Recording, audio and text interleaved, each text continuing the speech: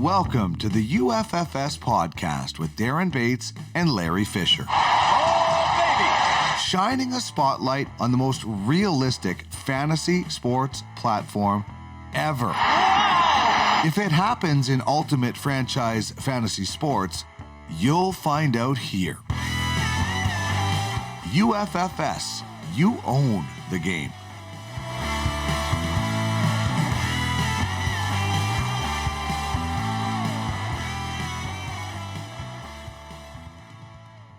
Man, I don't know what it is, but I always jive to that music. Welcome to the official UFFS podcast number 22, proudly broadcast, of course, on the Ultimate Fantasy Sports Network. And, you know, it's been a crazy past couple of weeks here at UFFS, more than crazy, actually. And I don't even know if it can get any nuttier. Well, yes, it can. With our first ICO that we finally launched on the Zilliqa blockchain. Fish, it's been a wild ride, man. Can you handle it? Are you still with me? I'm still here, Darren, and glad to be along for the ride. You know, I didn't necessarily know what I was getting myself into a year ago, and to see the development of UFFS and to get to this day, because we always knew it was going to be a crypto-based platform. We knew the score coin was coming, SEO, and to finally launch that this weekend, and not just launch it. You know, we launched it with a private sale that was a timeline of up to a month, while we needed a matter of seconds to sell out the Scorecoin token launch. And just to see that demand for SEO this weekend was made it all worthwhile, and made us all feel like we're definitely in the right place and on the right track. You know, I have to comment on a couple of things. Number one, the UFFS crew, we might talk about it a little bit later on, but of course, the Zilliqa admin people and development team that help us out with this. But man, it's crazy. I want to flash this on the screen because I want to say flat out that even as a co-founder of UFFS, I was along for the ride on this thing. I was a part of this. I wanted to get my hands dirty and be involved. I did put in a buy on Score Token. I was sitting on the pending transaction for a very long time, and I could not get away from the computer because I wanted to know, when am I going to get my Score coin? And I finally did. You know, a lot of work behind the scenes, and there was a lot of entertainment on the Telegram chats, to say the least. I wanted to get away from my computer, but I had a really hard time doing it yesterday, Fish. And then I imagine today for the second release as we speak right now, too. Yeah, I think, yesterday, the Saturday, May 1st, there was such a buzz going in. And then the fact that it sold out so fast in the private sale, the 10 million score coin went, essentially in under 30 seconds. And then to get that second day excitement, FOMO, if you will, fear of missing out, to get that going for the second day, and all the people that put in orders that were unsuccessful on the first day coming back, and tell the people who were successful, telling all their friends, hey, look what I just did. You need to get there. And, today the buzz was even bigger than yesterday. And now heading into the public sale, like I said, it's soaring fast, and everybody wants the demand is high for Scorecoin going forward. Absolutely. And demand is big on NFTs. I want to quickly put this up on the screen because you, Fish, were the star of one of them. I couldn't believe even the price that these things went for. 3 NFTs we sold on April 30th, up for auction on Air Auctioneer. Now you can see them on the screen. The first official score coin going for $6,000 to Speedy McJingles. Must have been Speedy on the I guess, buy button for sure. The official UFFS Sports logo. I need to find out if I need to pay royalties every time I show it my podcast now to somebody. And there you are, Fish, looking as good as ever. Exciting times ahead. $600. Someone really values you there, buddy. Yeah, that blew me away to see that climb up to 600, and to see the first score coin go for 6,000. But it's been a running joke. Exciting times ahead, but I think never more than it is today. Exciting times ahead. I think we can certainly say that on repeat today, because this has been an amazing launch for the Score token, and it's great to see the NFT side as well, the uptake, and just the NFTs really helped lead into the token launch and generate that much more excitement. The past Score Win Zil game as well. It was a steady stream this week leading up to the sale, and got the hype going, and it certainly delivered with the demand for Scorecoin.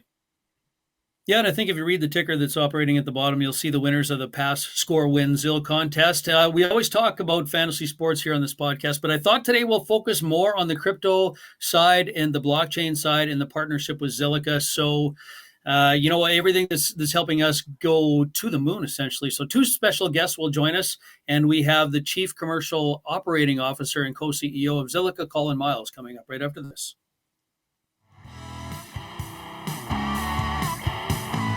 Time for a quick lineup change, but Baits and Fish will be back right away with today's guest.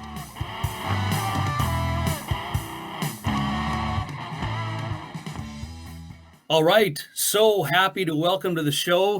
Very excited to have Colin Miles, Chief Commercial Officer and Co-CEO of Zilliqa. So great to have you finally on the show here, Colin. And I know the other side of the clock for you. So a good morning to you. Yeah, thanks, Darren. Here in Singapore, it's a lovely day. The birds are singing. We're going to have a public holiday, but, still working.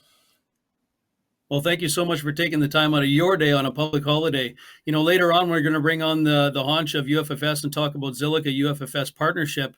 First, it would be great to better understand Zilliqa and the crazy world of blockchain, which I feel is very new and maybe even scary to some people, particularly maybe in the Western Hemisphere where we reside. It's very new, probably more advanced in the Eastern Hemisphere. I'm not sure, but take me, if you wouldn't mind, a little bit back in time, and just from your perspective, when did the very existence or idea of cryptocurrency and blockchain become not so scary to you? And you said, this is interesting stuff. This is something I need to get my head around. Yeah, it's around about 2013.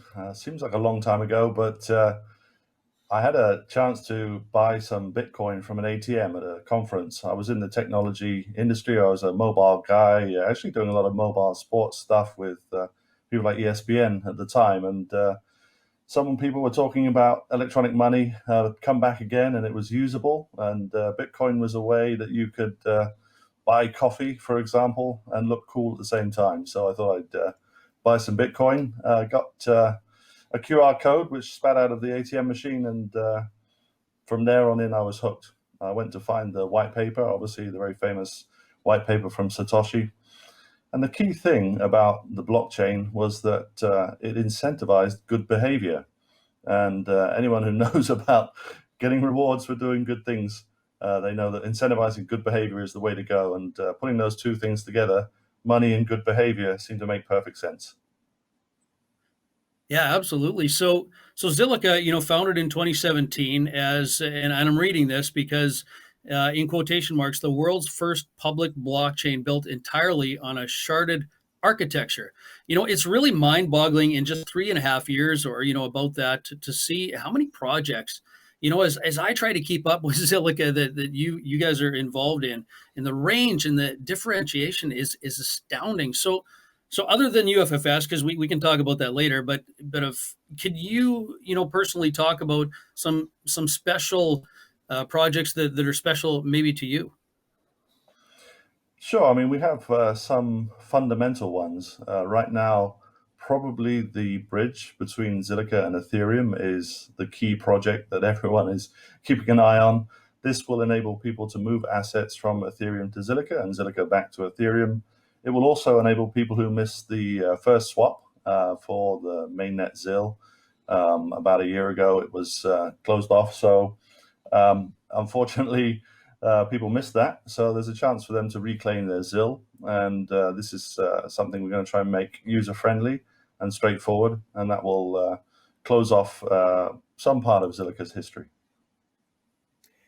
And what are some of the other pros on that front, Colin, as far as that connection between Zilliqa and Ethereum? For people that don't understand that they're two separate entities now, just talk about the significance of that project.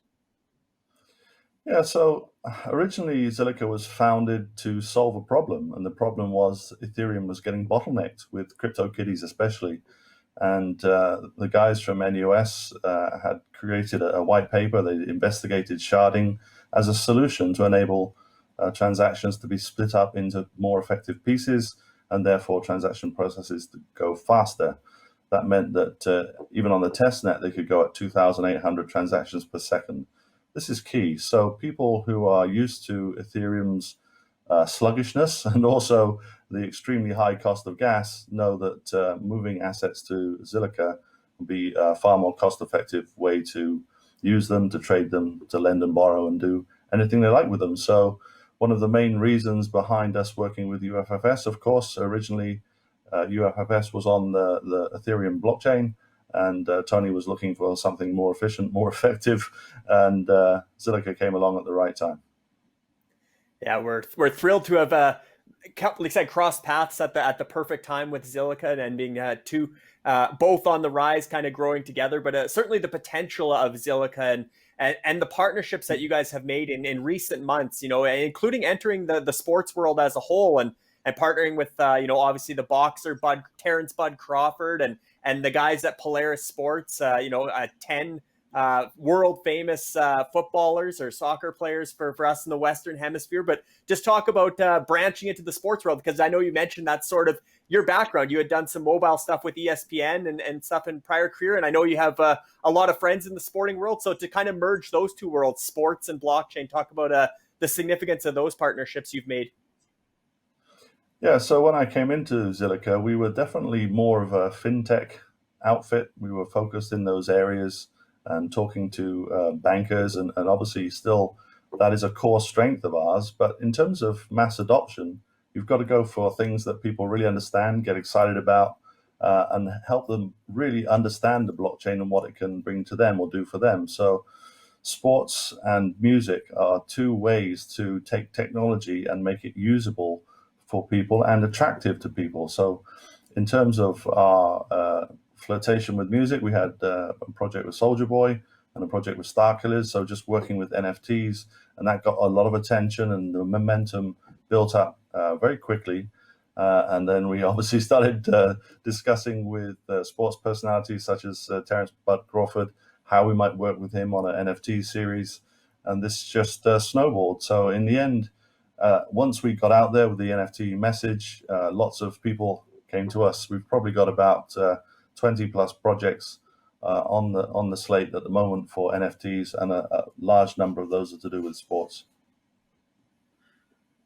Colin, in the words of Chase Raz, who you might know from the Zilliqa Observer, I am woefully ignorant, for the most part on blockchain. All my learning's been through my involvement in UFFS as a co-founder and our partnership with Zilliqa. And I'll tell you, it's a steep learning curve for an old guy like me, right? So I'm learning a lot here, but there's so many ways that things are coming together. You talked about music. The potential for music is massive. I bought my very first NFT actually last week, the Prairie States NFT, a country band here out of Canada. I think they might have been the first country band in the world to release an NFT. Got some great music, paid some pretty high fees because it was actually on the Ethereum blockchain. But you see the sports NFTs, the music, and then you have this XCAD or X Academy that's coming on board. The YouTuber content, to me, I just see a big old blending, massive potential thing that's going to happen here. Yeah, I mean, we're looking at numbers for the world football stars. They have sometimes tens of millions of followers on Twitter. And I think that this is where we get that immediate connection to that audience, and they can drive interest in their own NFTs. For X Academy, of course, this project came out of a very interesting scenario, which was basically, and if you have kids, that they're absolutely deeply enamored with the world of YouTube influencers and YouTube stars. Obviously, there's other forms as well, and TikTok and Snapchat, but really, YouTube influencers are very powerful. And X Academy and Ollie there, he spent some time thinking about how to train people to become YouTube influencers and put together the academy. And in talking with him, it was obvious where this was going, and incentivization could help people not just get paid for what they do, but drive audiences even further, incentivize good behavior, right? So this is the blockchain, give people a token, get people to create this huge movement, which drives the algorithm for YouTube and hopefully gets X Academy influencers to the top of the pile. But I say that already he's got some big hitters there who've got 30 million plus followers. So he can leverage some existing audiences I think it's going to be absolutely massive, and it's the perfect project. Wow, big hitters, 30 million followers already. And I suppose, I mean, talk about what you can. You probably can't give us any special hints on this show about who some of these are, I'm assuming, but if you can, by all means. Yeah, I mean, people like KSI have already pinged the audience, and JMX is a founder as well. He's got several million followers in the UK, and I think they'll just keep adding to the list of people that they know, and that network will build on itself. A lot of YouTube influencers invested in the project. It was launched on DAO Maker first, and then it'll come across to Zilliqa for its day-to-day grunt work, which means that we'll be processing hopefully tens of thousands of transactions every day for X Academy. That's super exciting. And obviously one of the main reasons UFFS went the blockchain route versus traditional fantasy sports is because it is so global, and it brings people together from around the world, regardless of, local currency, and there are no real borders when you're on the blockchain. Just talk about that side of blockchain, and bringing celebrities from both sides of the world together as well, be it just like I said, adoption, but also exposure, and just how this can really reach the masses. Yeah, this is the key part, that there is no real physical limitation on how far the blockchain and tokenization can go. Everything has value. Every individual has value. Obviously, we've seen famous sports stars in America try and tokenize themselves or tokenize their contracts. And the same can be said of anyone, anywhere. We're working on a few projects at the moment. We're looking at China, which is quite interesting. We're looking at artists. We just announced a workshop with the National Museum in Singapore to help spread the word on NFTs and how digital artists can kind of reclaim ownership of their works and make recurring royalties through the power of tokenization and smart contracts. And this unlocks human capital to a massive level, a level beyond anything we've ever seen before. And that's why I'm the most excited about blockchain at this point in time, because I've been through the internet era, I've been through the mobile era, but this blockchain era unlocks everything and everyone with a mobile device. And that's a lot of people. And it's obviously the way of the future, though the way of the present now. I mean, like I said, the NFT space has certainly blown up. That's been the all the rage and the buzzword, the NFTs, but just the potential in general. Did you see it growing this fast, going back to 2013, or as you came into Zilliqa? Is this are you right on track with the development and the potential as far as the vision as to the growth rate, or do you think you're ahead of the curve, or where did you see this going when you first dived in? Is it exceeding your expectations at all? I think Zilliqa's ahead of the curve because it does fast track that adoption and the speed that's required for tokens to move around and be shared and exchanged. In terms of the industry as a whole, we've had roughly a 10-year cycle from the launch of Bitcoin. And I was thinking it might take less time than mobile to get widely adopted because it's piggybacking on that existing audience. But there are some complexities. There's education required. There's a little bit of hesitancy. I'm sure, Darren, when you moved your first token around or bought your first coin, you did wonder about where it was in your wallet, how long it takes to get there, how much money it actually equates to. All these things are in the back of your mind, and most of that thinking has been taken out of it in normal fiat currency. People using credit cards and bank accounts, they've kind of got familiar with that, and they trust the bank to be holding the right numbers on their behalf and moving the right numbers on their behalf.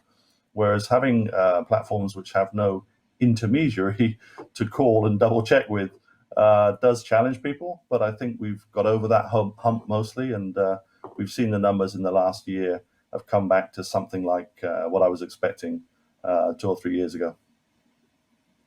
Yeah, you said it right, Colin, and I think you hit the nail on the head, to be honest, because I'm thinking back, you actually made my heart start to beat up a little bit and bringing back those stressful memories of when I did buy my first. It was actually Bitcoin, much the same as you, but for me, only, a little more than a year ago. And I did wonder for a while, okay, I've done this now, where the heck is that thing? And I was wondering for quite a while. And I actually started out with quite a big allotment off the start rather than a slow, I guess, delving into it. But it was pretty interesting, but it is fascinating, and I am learning quickly the speed at which Zilliqa operates.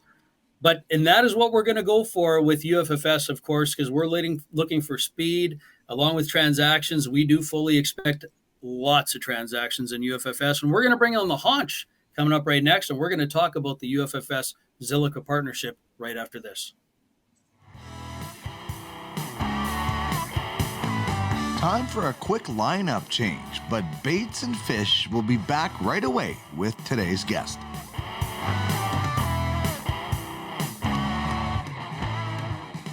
Well, welcome to the show, Haunch. It's Tony Charanduk, and I don't think he's an NFT. If he is, he's a dark one. But no, it's actually, I think it's really him in the flesh. Still has his hair after a very successful launch of the UFFS score coin ICO on the Zilliqa blockchain. But history, once again, Tony, has been made. Very, very excited to have you here on the show, buddy. Yeah, great to finally be on here. Never been on the show yet, so it's nice you guys actually invited me. Well, once in a while we pull out the red carpet and we figure we should have the haunch on the show. I want to go back. Obviously, we have Colin on here at the same time. I want to go back to the UFFS inception. I was there. You were there. But many people may not know yet or understand just how Zilliqa and the UFFS partnership came to be. I mean, and it did start out on Ethereum, but walk us through that initial build to the introduction and how this partnership came to be. Yeah, sure. As you may or may not know, there's 10 founders, and we started this project about, I guess it's almost 2 years now when we first started talking about it, but just over a year and a half, I guess, and came up with the concept, talked about NFTs, talked about fantasy sports, and built a concept. Started building it on Ethereum. The developer that we had and our marketing guy kind of pushed us towards that, and obviously it was the most well-known blockchain and the most secure, and at the time was the thing to build on. So we started there and had a few hiccups, had a few delays, and started to realize that we didn't even know if it would even work just because of the amount of transactions that we need to do, but also the fees.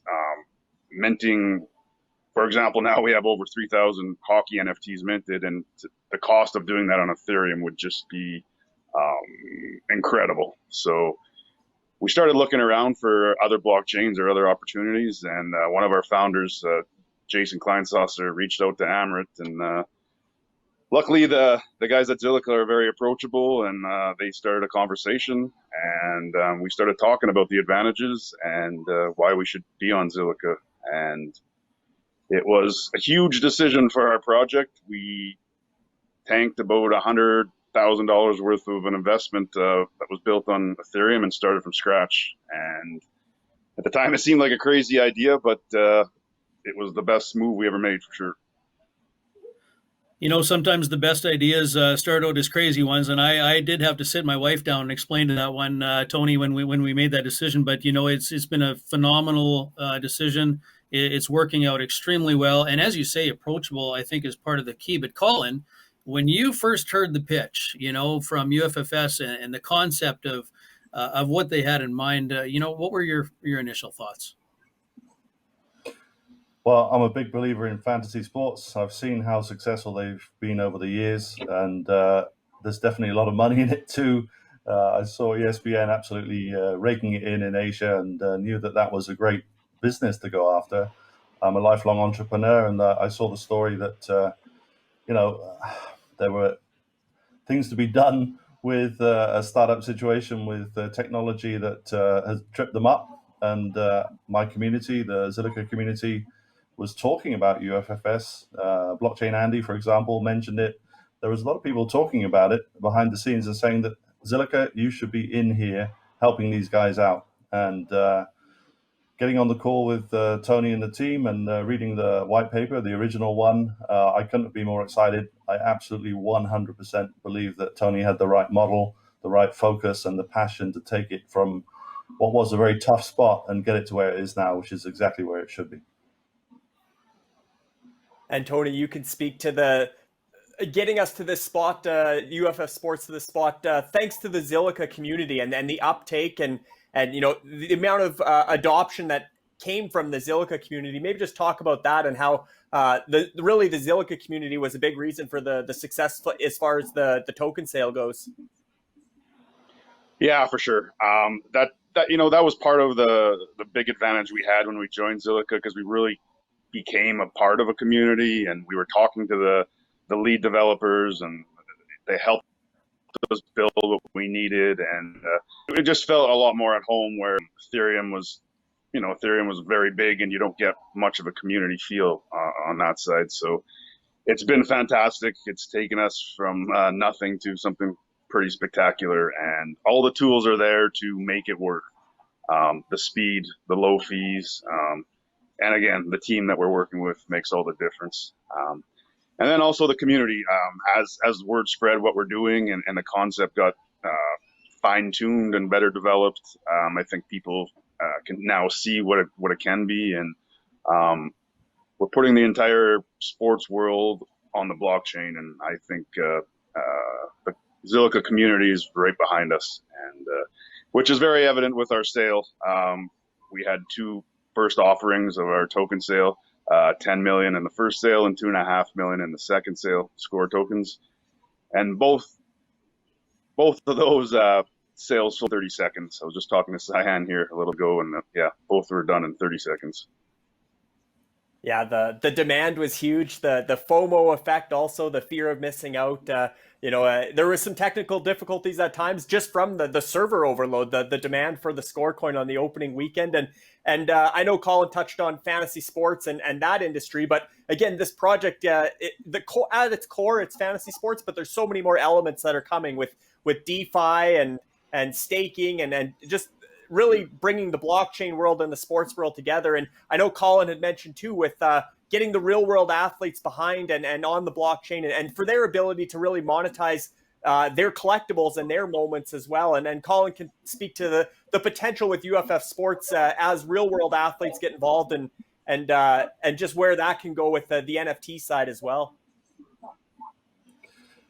Yeah, I'm quite excited about the partnerships that we might be working on in the future. There's different ways of supporting sportsmen and in terms of their careers, in terms of what they've acquired over the years, and what they can unlock with NFTs in particular.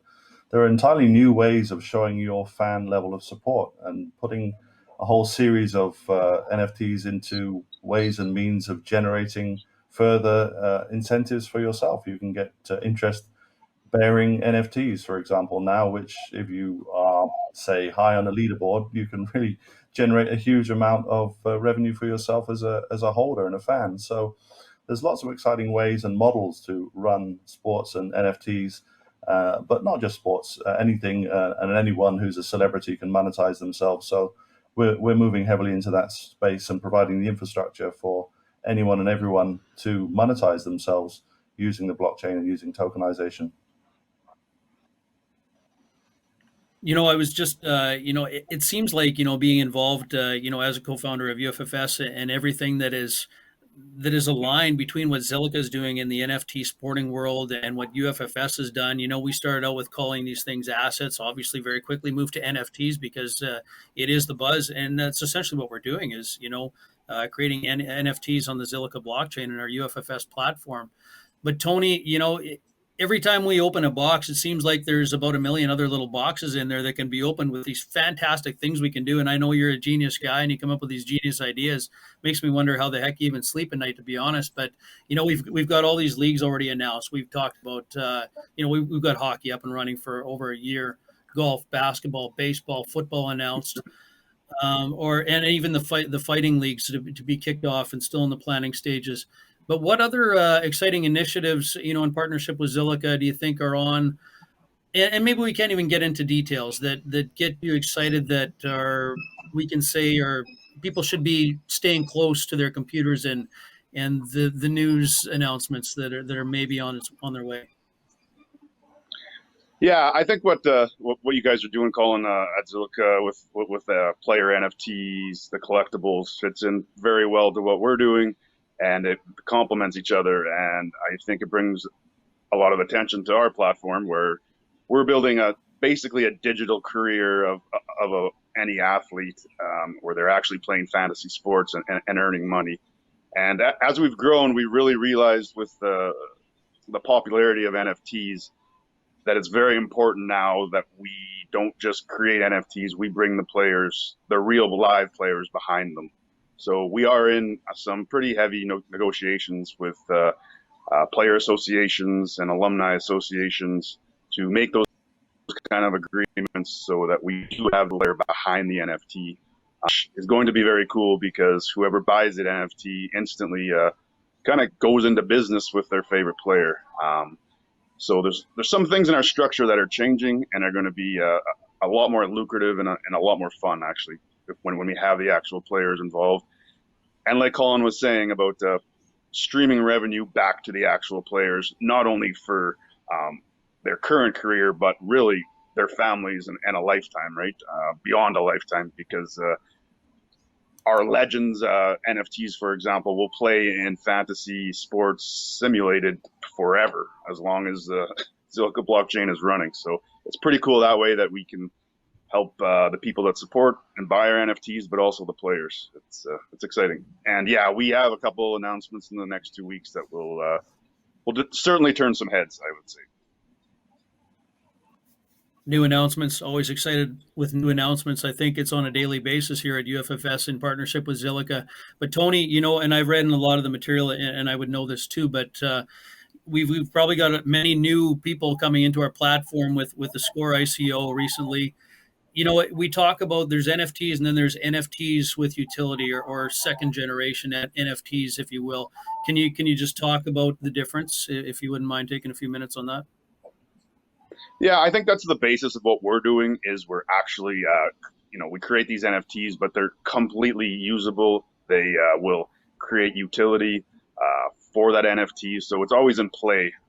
Whereas a collectible is traded back and forth and, there's a demand for it, but this is actually going to make income for the holder of the NFT, but also the actual player. So the playing in the fantasy sports at every level of their career, which we're going to build out, where every level will be playing of a sport will be playing sports, which doesn't exist in a lot of minor leagues now, but we're going to create that very quickly. And then with the actual player involved, it makes it very lucrative, right? And then there's also,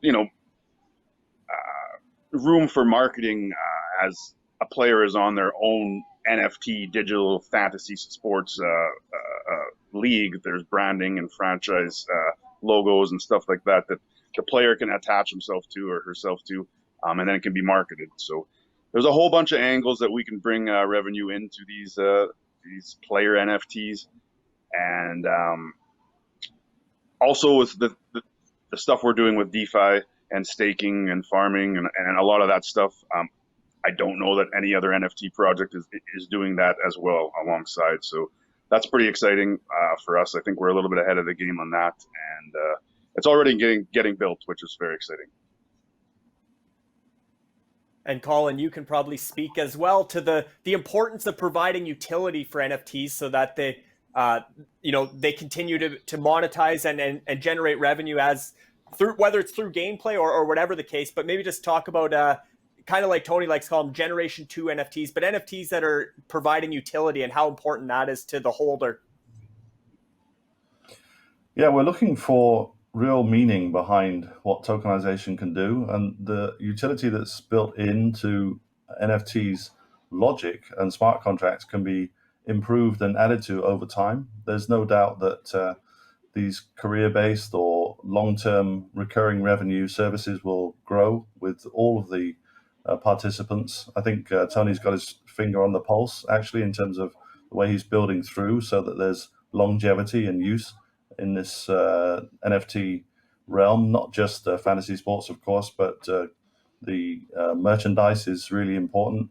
There's a lot of connectivity into that and monetization for players and for those companies that have huge assets, which they spend a lot of money on building and selling, and they just dissipate without any connection and without any long-term value. So adding NFTs into a physical experience, a physical fan relationship is really critical.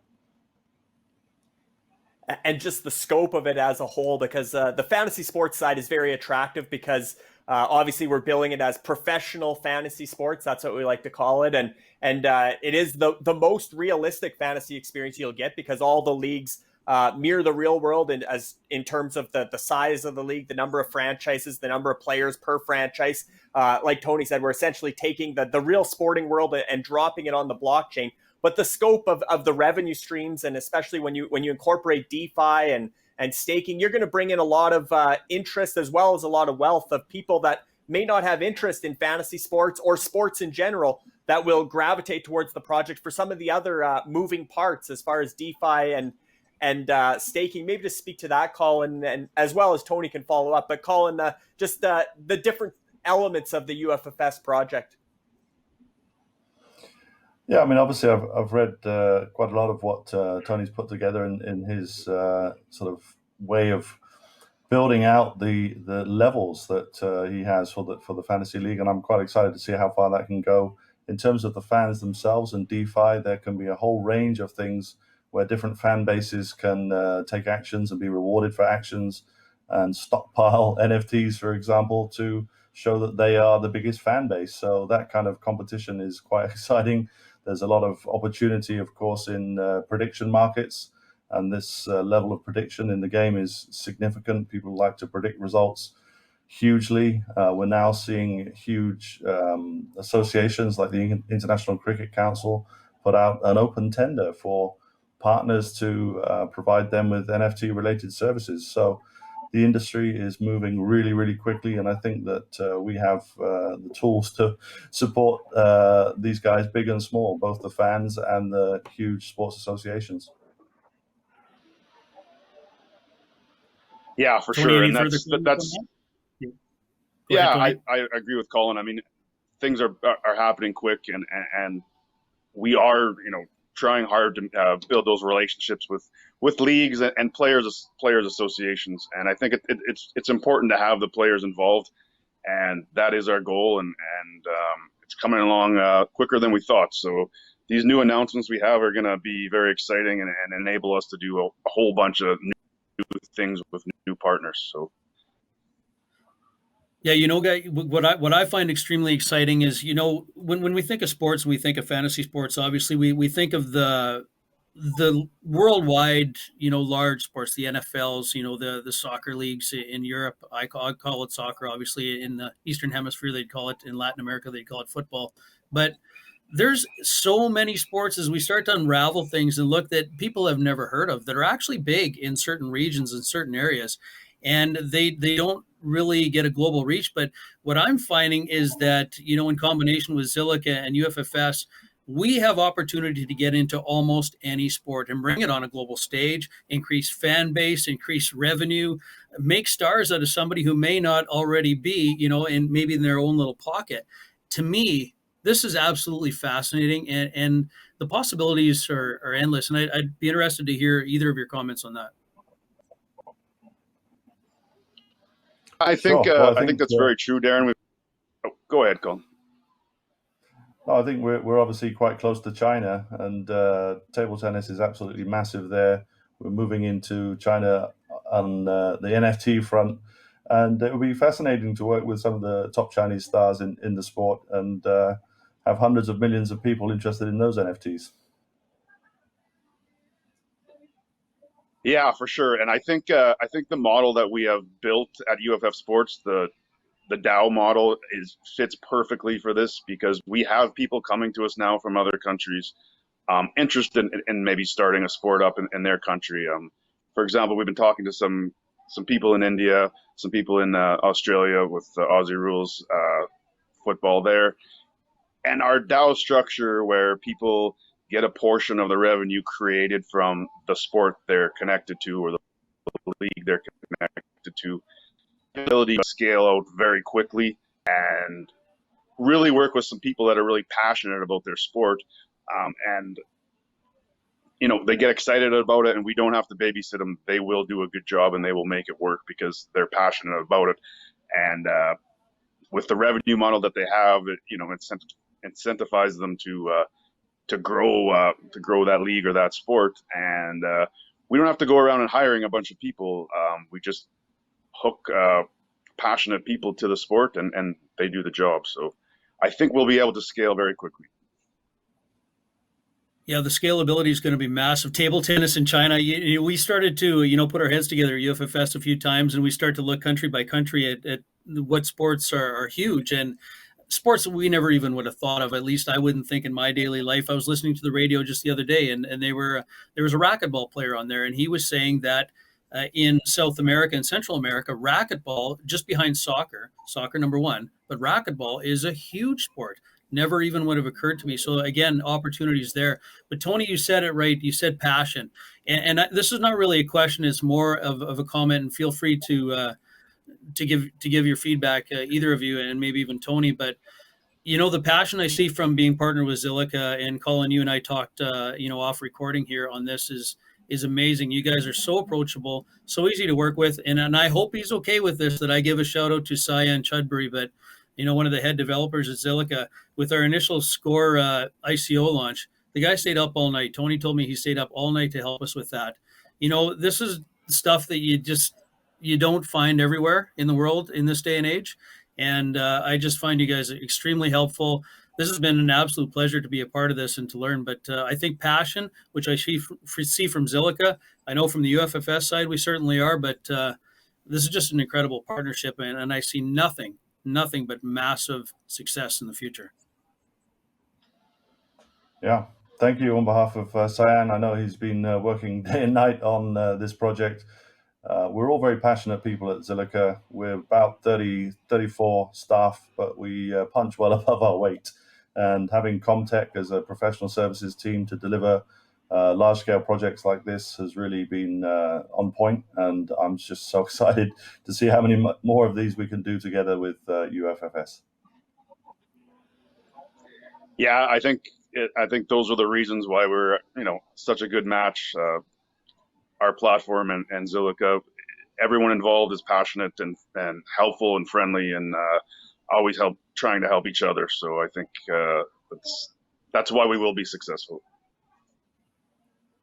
And I can certainly speak to the experience of working alongside Cyan, and it's not a one-off. It's not just this weekend that he's up around the clock. He's been there to support me every step of the way, and support the development of the platform. And now that we have the live launch since April 12th with hockey.uffsports.com and the platform that Comtech helped build. But certainly it's been a very like Darren said, it's nice to be able to speak to the people who are passionate, but are hands-on, and you're speaking with people that have a real influence in the Zilliqa community, and to see them be passionate about our project and want to see that growth and grow together, I think is the most exciting part of the partnership. But certainly, Colin, going back in time again to 2013 and to kind of move forward to this spot, do you like the way that it's all evolving and the way that these partnerships do grow organically? And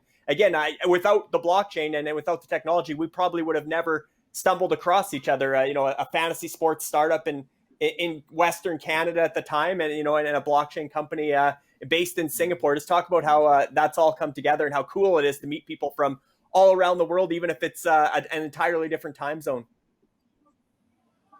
Yeah, I mean, the original conference calls were all at 11 o'clock at night for me, and it was something we got used to. But I think that's talking to where we were originally about how borderless the blockchain has made all types of global projects for tokenization.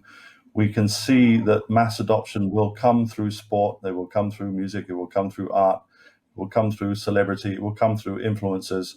And this is a dramatic change. This is the way we're at a point of inflection with NFTs. You say NFT and you can literally boil down into a very short period of time the explanation of what the blockchain is about and why people should get involved with it. The business models are radically different. They're innovating constantly. Literally every day you will see a different DeFi way of liquidity mining, yield farming, anything that the young guys are up to, they can apply to the kind of tokenization that we work with and the kind of products and sports that we work with. So it's a dramatic shift, a huge shift in the way people consume sports and consume celebrity. And I think that it's very exciting because they themselves get rewarded.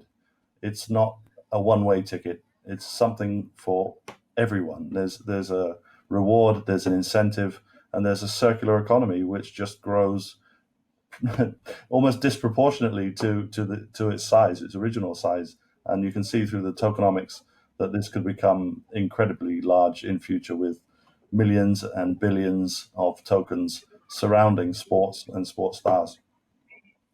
And I know that's where you're most passionate, Tony, is the ecosystem. Maybe just speak to the ecosystem and how that all comes together. Yeah, I would agree with what Colin's saying, and it's just amazing how it's just evolved into something bigger than we ever thought it would be. We're now doing DeFi. We're working with our tokenomics expert, our consultant, that we have plans in the works to actually loan money against your NFTs and give people loans for the sports NFTs that they hold on our platform. So, I mean, we're getting into banking, and I just thought we were doing a fantasy sports. So it's truly amazing, and it's going to grow more and more into more things that we never thought of. So it's fun to be a part of. Well, guys, you talk about technology and the computer power these days and blockchain and everything that's coming together. And this basically enabled us to be able to do this right now on the official UFFS podcast. Completely different time zones, different parts of the world. Tony joining us from Costa Rica, and of course, Colin in Singapore, and Larry and I still suffering it out here in Western Canada, but we'll do our part. We'll take it for the team, as they say in sports. So I want to thank you guys so much for joining us today. There's no question that we have two of the biggest leaders in fantasy sports here on the podcast here today, and I want to thank you guys very much for your time. Thank you. Yeah, thanks for having us on. Okay, with that, we're going to talk about a few very important reminders coming up, right after this intro, as well as some new content on UFSN. This is the UFFS Podcast, ultimate franchise fantasy sports, where you own the game.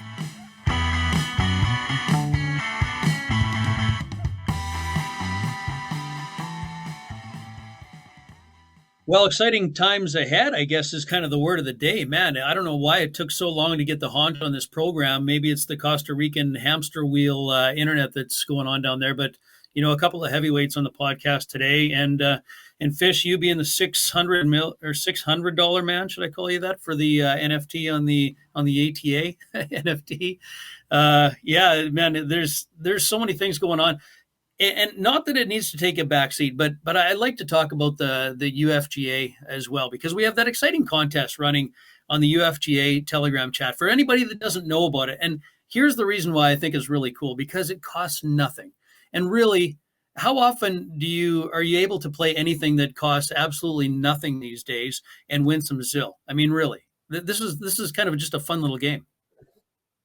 Yeah, shout out to Andrea Charanduk and Nathan Bender, who are overseeing the UFGA contest to kind of get the marketing and get the hype going for the Ultimate Fantasy Golf Association, planning to launch on August 8th with franchise auctions. But the UFGA game, essentially, you pick every weekend there's a PGA event or a world event, and basically you're picking the top 3 golfers that you think are going to have the combined lowest score. And it's a possibility to win some Zil. So anybody who's a golf fan or the golf, Andrea actually puts out the field. So she gives you the list of the golfers that are in each tournament. You just have to go through, pick out your 3 favorite names, the 3 golfers that are named after you, whatever the case, pick 3 golfers. And if your 3 combined to make the lowest total that week in that week's PGA event or World Golf event, boom, you've won some free Zil, no charge, no fee to get in, and then it gets you in the UFFS community and in the Telegram ecosystem as well. So it's a great foot in the door, and it's a fun project or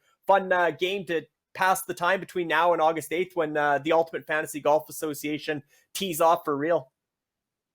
Yeah, I have a few family members taking part in that contest, and I've never really seen anything simpler to take part in than that, and it costs nothing. So please, I encourage anybody to get involved in it if you haven't already.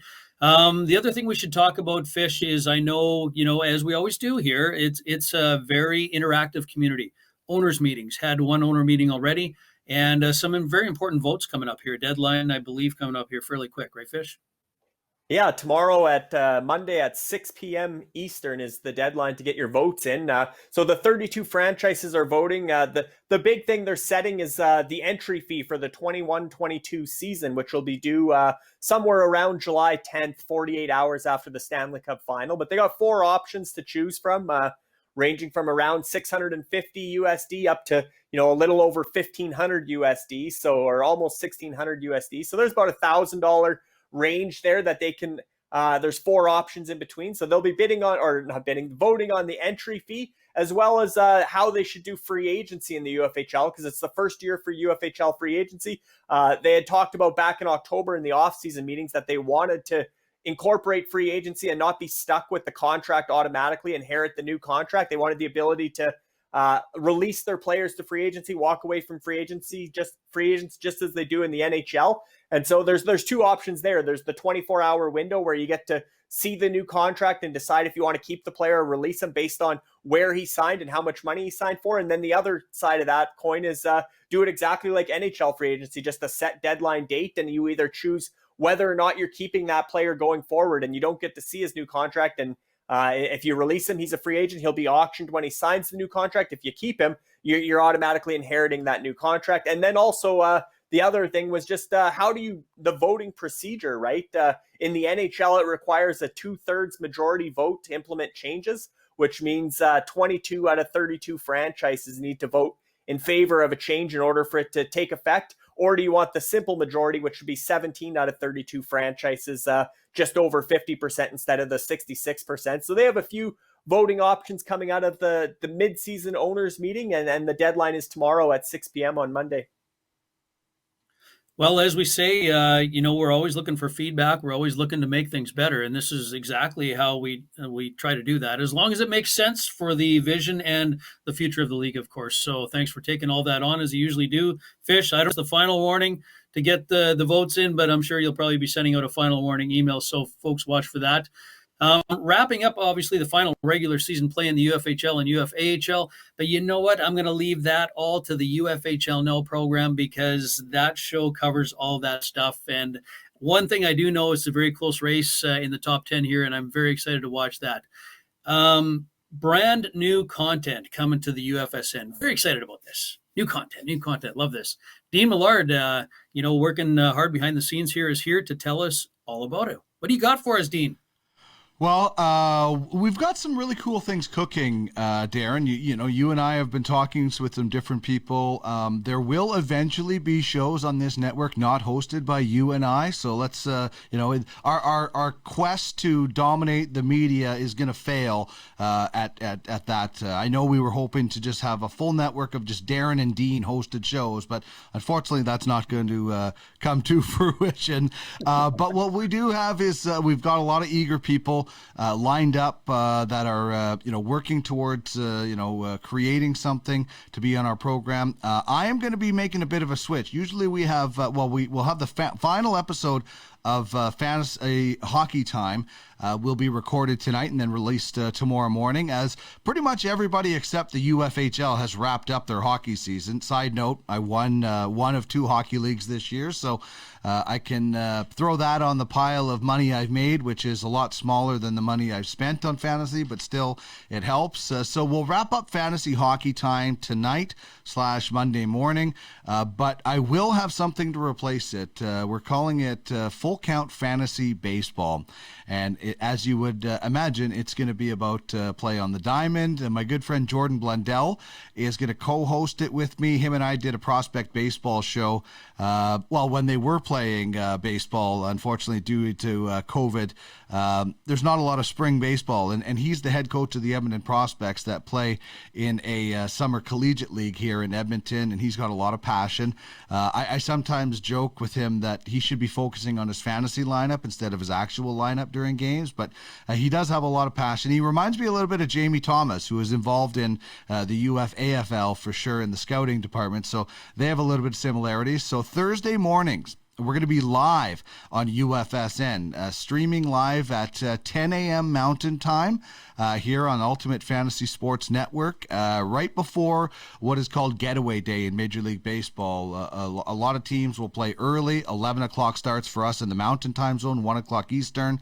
And they play early and then get away to their next series for the weekend if that's the case. So we'll be looking at some of those early games and looking long term. We've got some fun segments as well. Him and I like to give it to each other as far as jabs when it comes to fantasy baseball and stuff like that. So, and we're in a couple of leagues together, so it's going to be a lot of fun. And there's one other thing that we have cooking on the UFSN, and that is going to be something, I'm not going to give away the details just yet, but I'll give you a quick hint. It's something that is going to involve anybody from the UFFS platform. If you're a coach, if you're an owner, if you're a scout, if you're a GM, if you're in this ecosystem and in this community, you're going to have a chance to be involved in something that we're going to create. And that's as far as I want to go right now because we're still working out the details.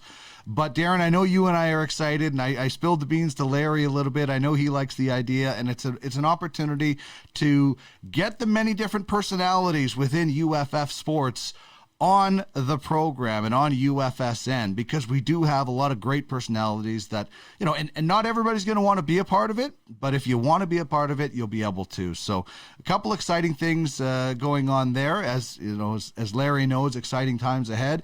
And, you know, we might have to make a show called Exciting Times Ahead or something like that. We already have the logo for it, but so much stuff. And we have a few guys that we're talking to, you know, that in time within their whatever sport that they're interested, that are going to join the network as well. So some quality programs still to come to add with the stuff. And I don't know if we're going to be able to take a break from UFHL now, other than the odd vacation here or not, because there's something going on all the way through the off season within this league, just like in the NHL. So fun times for sure in the broadcasting front with Ultimate Fantasy Sports Network.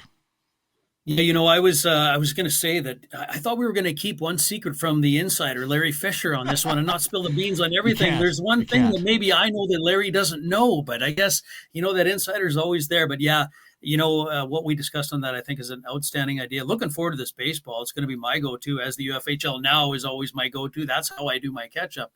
But Fish, yeah, you know, I don't know about this exciting times ahead. That maybe that's going to have to be a sitcom. And I don't know if we have in the rules a sitcom allowed on UFSN. All kidding aside, it's there's always a lot of exciting things happening, whether it's in you know, the league play or whether it's on the UFSN. Yeah, I think we have a bit of a bill building up here today, a tab, because I know the Royals UFHL franchise bought that NFT or that meme of exciting times ahead, and they've been quite vocal that they're going to be charging royalties, both Arnie and Tieran. So anybody who drops the sticker on Telegram or shouts out exciting times ahead, it's like a swear jar almost. So I should have warned you about that before we got into today's show. But yeah, I think they're going to be coming to collect after watching the podcast. But certainly as far as the new shows go, it's well, super exciting. We can still say exciting, and it is super exciting. And I don't know Jordan personally, but I do know that West Coast League because I'm here in Kelowna, British Columbia, and we have the Kelowna Falcons that play in that summer collegiate league. And I know the number of MLB alumni who've come through the Kelowna Falcons. I mean, you can Google it, but it's an impressive list. There's been some MLB Major League Baseball stars that have got their summer league start here in Kelowna over the years. And I've always had a good relationship with Mark Nonis, who runs the Kelowna Falcons, and the Victoria Harbor Cats are in the league now, and now the Edmonton Prospects. So it's great to see. At one time, Kelowna was the only franchise in the West Coast League, but it's great to see Jordan getting the Edmonton Prospects going, and all the luck to them. And as they get, hopefully when they get their season going again. But in the meantime, at least he gets to talk lots of baseball with Dean, and hopefully for Jordan's sake, his fantasy teams are doing better than Dean's. So it'll be an enjoyable show for him throughout as well. Yeah, you know, it was such a very, very exciting podcast here today. We talked about a lot of different things. We got into the blockchain and crypto side, which we don't normally do. And I got to tell you, it was so exciting. We talked about the ICO Score Coin launch, and still going on probably as we speak. Can't wait to get back to check that thing out. But I want to thank everybody that took the time from their day or night to join us here on the UFFS podcast. And thanks to, obviously, to Colin Miles from Zilliqa, the Haunch, Dean in producing this show. And for anybody that's looking for any production work, it's right there on your screen. You just have to contact them at Podcast Alley, work out a deal. I'm sure they'd be happy to do that for you. And we hope to see you again on podcast number 23 in a couple of weeks here on the Ultimate Fantasy Sports Network. From all of us here at UFFS, thanks for joining us, where you own the game.